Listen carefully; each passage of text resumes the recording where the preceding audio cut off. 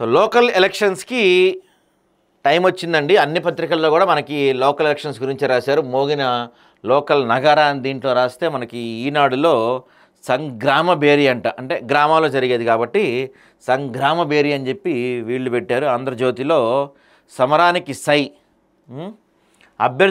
అభ్యర్థే లేరంట, మరి సర్పంచ్ ఎవరు, ఇట్లా వచ్చిందనమాట. కొన్ని చోట్ల బీసీ క్యాండిడేట్ లేడంట అక్కడ, కానీ ఆ స్థానం బీసీ రిజర్వేషన్ అయిందంట. ఆ ఊర్లో ఒక ఊర్లో అసలు బీసీ మనిషే లేడంట, ఆ ఊరిని బీసీకి రిజర్వ్ చేశారు. అట్లాగే ఎస్సీలు లేని చోట ఎస్సీ రిజర్వేషన్ జరిగిందండి కొన్ని చోట్ల. ఆ ఊర్లో ఒక్కడు కూడా లేడు, ఆ ఊరు ఎస్సీ రిజర్వేషన్ పోయింది. మరి ఇప్పుడు ఏంది ఆ పరిస్థితి? సో మొత్తం మీద అయితే ఎలక్షన్ స్కెడ్యూల్ అయితే రిలీజ్ చేశారండి. మనకి ఒకసారి చూస్తే ఇదిగో ఎంపీటీసీ స్థానాలు 5749, జెడ్పీటీసీ స్థానాలు 565. ఈ రెండు మనకి 2 విడతలు జరగబోతున్నాయి ఎలక్షన్స్. అంటే ఎంపీటీసీ జెడ్పీటీసీ ఎలక్షన్స్ 2 విడతల్లో నడుస్తాయి. ఈ వార్డు ఇంకా సర్పంచ్ ఎన్నికలు మాత్రం 3 విడతలు నడుస్తాయి. సో మొత్తం మీద చూస్తే మనం ఒకసారి ఎంపీటీసీ స్థానాలు 5749 ఉన్నాయండి. జెడ్పీటీసీ స్థానాలు మాత్రం 565 ఉన్నాయి.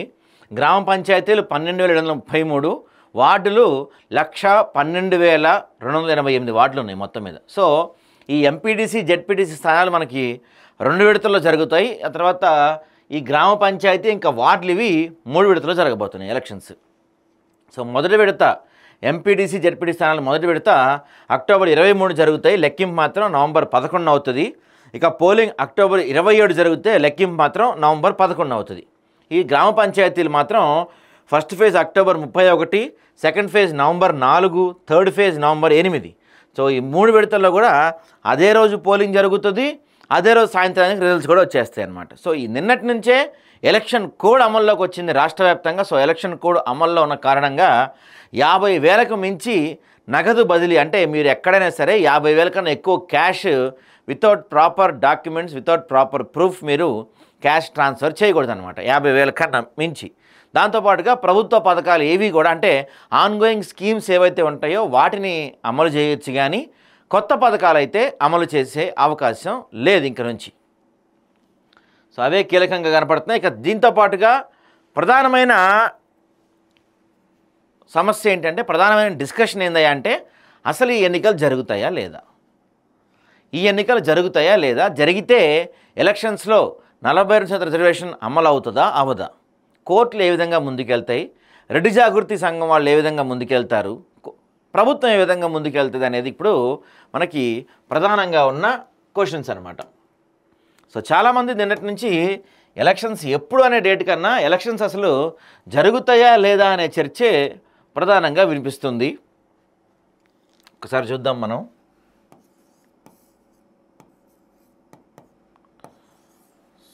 స్థానిక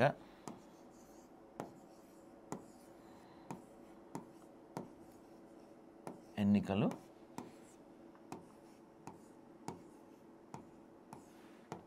%42 రిజర్వేషన్ అంశం కీలకం. సో ఆల్రెడీ రెడ్డి జాగృతి అనే ఒక వాళ్ళు వెళ్ళారు, మాధవరెడ్డి అనుకుంటా ఆయన పేరు.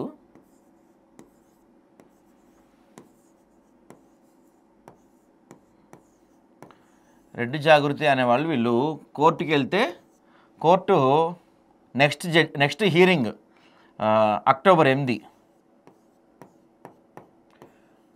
8కి కోర్టు వాయిదా వేసింది. నిన్న మనం గమనిస్తే ప్రభుత్వం ఎలక్షన్ కమిషన్ వీళ్ళు ఏం చెప్పారు, అక్టోబర్ 9 నుంచి మనకి ఎలక్షన్ నోటిఫికేషన్ రాబోతుంది. అక్టోబర్ 9 నుంచి అంటే 8వ తారీఖు వచ్చిన తీర్పుని బట్టి 9వ తారీఖు నుంచి నోటిఫికేషన్ రాబోతుంది. అంటే 8వ తారీఖు తీర్పు ఏ విధంగా వచ్చినా 9వ తారీఖు నోటిఫికేషన్ రాబోతుంది. సో వీళ్ళు ఒకవేళ కోర్టు కనుక, ఇక్కడ కోర్టు ఏదైతే గవర్నమెంట్ ఇచ్చిందో జీవో నెంబర్ 9, ఆ జీవోని కోర్టు కొట్టేస్తే ఒకటి, లేదు అసలు మొత్తం మీరు ఈ ఎలక్షన్ ప్రాసెస్ మొత్తం ఆపేయండి అంటే అప్పుడేంటి అనేదే ఇక్కడ మనకి చాలా కీలకమైన అంశాలుగా కనపడుతున్నాయి. ఎలక్షన్ జరుగుద్దా జరగదా, జరిగితే ఏం జరుగుద్ది, మనం గతంలో జరిగిన చరిత్రను ఒకసారి పరిశీలిస్తే సేమ్ ఇదే విధంగా 2018లో కూడా కేసీఆర్ ఇలాంటి ప్రయత్నమే చేశారు.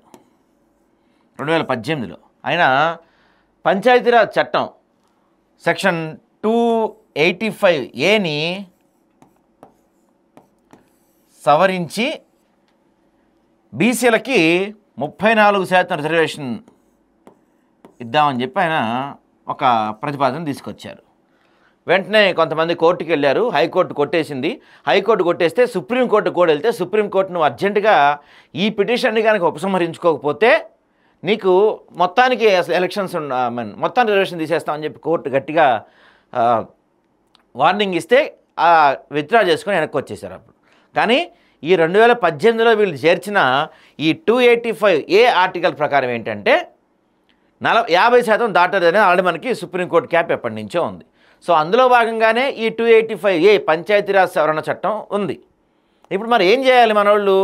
40% రిజర్వేషన్ ఇవ్వాలి అంటే ఈ 285Aని సవరణిస్తూ మనోళ్ళు ఒక ఆర్డినెన్స్ జారీ చేశారు. ఆర్డినెన్స్పై సంతకం పెట్టమని గవర్నర్కి పంపించారు. కానీ గవర్నర్ సంతకం పెట్టలేదు. ఆ తర్వాత ఇట్లా కాదని ఏం చేశారు, ఈ 285Aకి అమెండ్మెంట్స్ చేస్తూ అంటే సవరణలు చేస్తూ అసెంబ్లీ బిల్ చేసింది. అసెంబ్లీలో ఒక బిల్ పెట్టారు.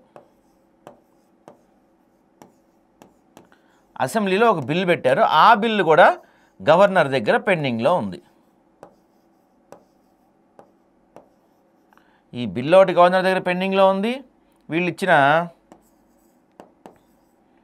జీవో నెంబర్ 9 కూడా గవర్నర్ దగ్గర పెండింగ్లో ఉన్నాయి. సో గవర్నర్ గారు వీటిని న్యాయ సలహాకి పంపించారు.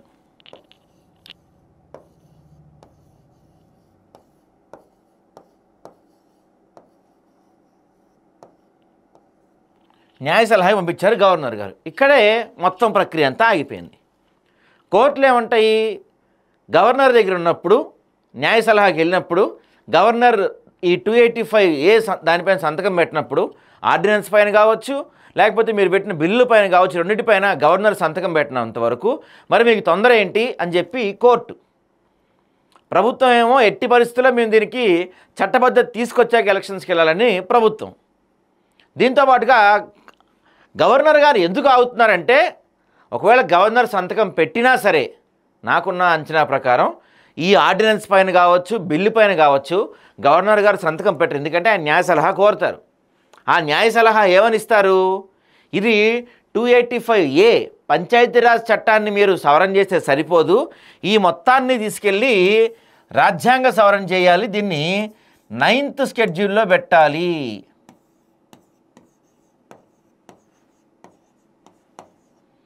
9th షెడ్యూల్లో పెట్టకుండా ఇది జరగదు.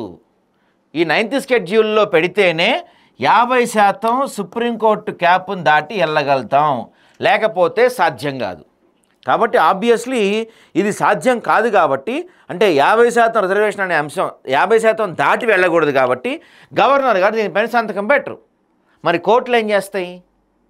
8వ తారీఖు అసలు ఈ 40% ఇవ్వటం ఆ జీవో తప్పు అని జీవో నెంబర్ 9ని కోర్టు కొట్టేస్తే తెలంగాణ ప్రభుత్వం సుప్రీంకోర్టుకి వెళ్తుంది. ఒకవేళ కోర్టు కొట్టేయకుండా ఓకే మీరు ఇచ్చుకోండి రిజర్వేషన్స్, ఎందుకంటే మీరు కులగణన చేశారు, జనగణన చేశారు, ఆ సంఖ్యల ప్రకారం తీసుకున్నారు కాబట్టి మీరు రిజర్వేషన్ ఇచ్చుకోండి అని కోర్టు వ్యాఖ్యలు చేస్తే ఆ రెడ్డి జాగృతి సంఘం వాళ్ళు ఏం చేస్తారు, సుప్రీంకోర్టుకి వెళ్తారు. సుప్రీంకోర్టులో ఆల్రెడీ దీనిపైన గతంలో జరిగిన కేసు జడ్జిమెంట్స్ ఉన్నాయి కాబట్టి సుప్రీంకోర్టు పెద్ద టైం తీసుకోదు. నాకు తెలిసి ఒక సెషన్లోనే దీన్ని కొట్టిపడేస్తారు, అంటే రిజర్వేషన్ కొట్టేస్తారు. మరి అప్పుడు ఏం చేస్తాయి గవర్నమెంట్లు? మళ్ళీసారి సుప్రీంకోర్టులో తలుపు తడతారా, లేకపోతే పార్టీల పరంగా ఇచ్చుకుంటూ వెళ్ళిపోతామని చెప్తారా? అసలు ఈ హైకోర్టు కానీ సుప్రీంకోర్టు కానీ చట్టబద్ధత తేల్చకుండా, అంటే మీరు బీసీలు లెక్క తేల్చే ఎలక్షన్స్కి వెళ్ళని చెప్పే అవకాశం ఉందా అంటే దాదాపు లేదు, కోర్టులలో చెప్పవు. కానీ ప్రభుత్వం మాత్రం మేము దీనికి చట్టబద్ధత వస్తేనే ఎన్నికలకు వెళ్తామని భీష్మించు కూర్చుంటే ఎలక్షన్స్ ప్రక్రియ ఆగిపోవచ్చు. కానీ అది ఆగే పరిస్థితి కనపడదు. ఎందుకంటే ఆల్రెడీ ఎలక్షన్ నోటిఫికేషన్ ఇచ్చేశారు, ఎలక్షన్ నోటిఫికేషన్ వచ్చేసింది, అంతా రెడీ అయిపోతుంది. అంటే ఎక్కడెక్కడ ఎన్ని వార్డులు ఉన్నాయి, ఎన్ని బూతులు ఉన్నాయి, దానికి తగ్గ ఎంతమంది ఎంప్లాయీస్ కావాలి, సరంజామా ఏంటి, లెక్క ఏంటి, ఆ లెక్కాపత్రాలు మాత్రం ఆల్రెడీ రెడీ అయిపోయాయి. కాబట్టి నా అంచనా ప్రకారం